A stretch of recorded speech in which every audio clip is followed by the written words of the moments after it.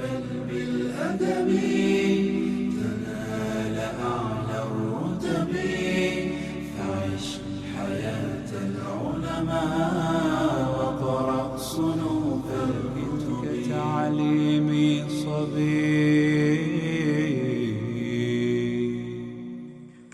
بسم الله الرحمن الرحيم. الحمد لله رب العالمين، والصلاة والسلام على أشرف الأنبياء والمرسلين سيدنا وحبيبنا ومولانا محمد وعلى آله وأصحابه أجمعين. أما بعد. Assalamu alaikum warahmatullahi wabarakatuh. Hormatly musulmon bir tug'anlar, bizning gezektagi tafsir sababimiz buyursa, biz bu çeyinki sababımızda Kafirun suresinin tafsirine to'xtalganmiz. Bugun sizlar bilan buyursa Nasr suresinin tafsirine to'xtalamiz. Tartibi boyunca Nasr suresi 110. sure. Madinada tushirilgan. Payg'ambarimiz sallallohu alayhi vasallam qaytish bo'lordan 3 ay murun tushirilgan sure. 3 oyatdan turadi. Jana 19 söz var. Jana 77 tamgadan turadi. Nasr suresi bilan Kafirun suresinin baylanishi qanday dey turgan bolsak, Kafirun suresinde tavhid, iman turasында bayandaladi. Al emi Nasr suresinde olsa Allah Taala'nın jardamı jana жеңиши турасында ескерилет. Allah Taala'dan жеңиш келгенде адамдардын топ-топ болуп динге кирүүсүн, шундай бир динге кирүүсү турасында баяндалат бул сүрөдө.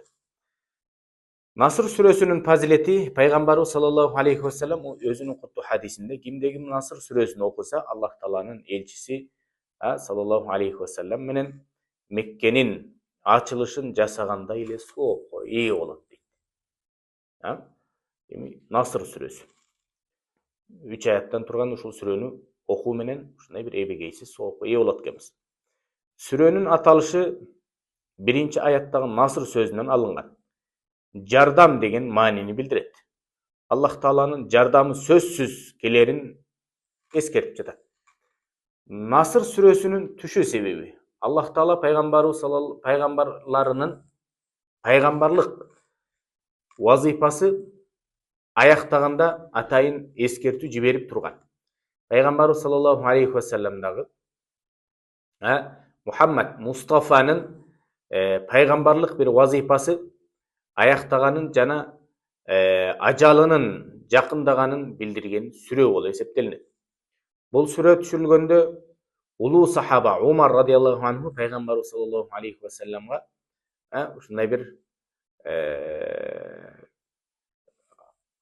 пайгамбарыбыздын ахиретке көздөй бир сапар ала тургандыгын сезген Умар радиаллаху анху.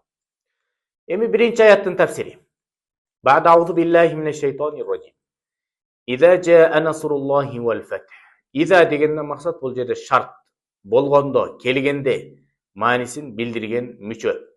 Аятта Аллах Тааланын жардамы келгенде деген маани камтылат. Экинчи аятта болсо وَرَأَيْتَ النَّاسَ يَدْخُلُونَ فِي دِينِ اللَّهِ أَفْوَاجًا. Адамдардын Аллахтын динине топ-топ болуп кирип жатканын көргөнүңдө. Мында пайгамбарыбызга саллаллаху алейхи вассаламга бир кайрылуу бар, эскертүү бар. Арабтар уруу-урууга бөлүнгөн эле. Ушундай Арабтарда да ушундай бир уруу-урууга бөлүнүү деген түшүнүк бар. Ошол уруулар Аллах Тааланын динине топ-топ болуп кирип жатканда эмне кылуу керек экендигин бул аятта баяндалат. Эми 3-чү аятта болсо فَسَبِّحْ بِحَمْدِ رَبِّكَ وَاسْتَغْفِرْهُ إِنَّهُ كَانَ تَوَّابًا. Мына ошондо Аллах Таалага мактоо айтып, Аллах Тааланы улуктагын деген бир буйрук жатат бул жакта пайгамбарыбыз саллаллаху алейхи вассаламга. Жана Аллах Тааладан кечирим сурагын, албетте Аллах субханаху ва таала тоболорду кабыл кылуучу деп атат. Тавваба дегенден максат бул жерде күчөтмө маанисине келип жатат. Аллах Таала пенделердин кандай гана күнөөсү болбосун баардыгын кечирип, баардыгын кабыл алат. Аллах Тааланын мээриминен жана райымынан эч качан үмүт үзбөө керек. Бул кайрылуу пайгамбарыбызга бир кайрылуу болгондугу менен бирок баардык үммөттү да камтып кетет өзүнүн ичинде. Айша радиаллаху анханын айтуусу боюнча Наср сүрөсү түшүлгөндөн кийин пайгамбарыбыз саллаллаху алейхи вассалам ар бир намаздан соң көбүрөөк тооба кылып Аллах Тааладан кечирим тилеп турган. Omar radıyallahu anh'un aytışı boyunca бұл сүрө айттын акыркы күнү коштошуу хутбасында түшүрүлгөн сүрө дейт. Эми албетте бардык нерсенин башталышы болгондой эле аягы да болот. Бул дүйнөнүн дагы башталышы бар, демек аягы да бар. Эми бул дүйнөдөн бардык жан өтөт. Бардык жан өлүм даамын татат.